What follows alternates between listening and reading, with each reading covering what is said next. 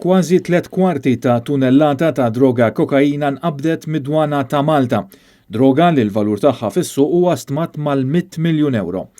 L-uffiċjali stazzjonati fil-Freeport interċettaw id-droga li kienet moħbija f'kontejner imkessaħ tal-40 pied.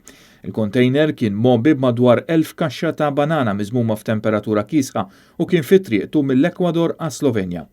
Meta l-kontejner kien moddi mill-iskanner li hemm fil-Port Hiles dan qajjem is-suspetti tal-uffiċjali ta' dwana minħabba numru ta' diskrepanzi. Wara l-iskan l-uffiċjali ta' dwana spezzjonaw il-merkanzija fiżikament u elevaw 740 pakkett ta' droga kokaina li jiżnu madwar kilo l-wieħed. Il-każ issa għadda fidejn il-Pulizija bil-Maġistrat Caroline Farrugia Frendo tmexxi inkjesta. Id-droga kienet moħbija f'37 kaxxa u l-purità tagħha tindika l-valur fit-triq u ta' madwar 90 u 100 miljun euro. Din kienet it-tielet sena konsekuttiva li d-dwana ta' Malta reġistrat qabda rekord ta' droga. Fl-2019 inqabdu 750 kg fi 13 ispezzjoni differenti tul dik is-sena.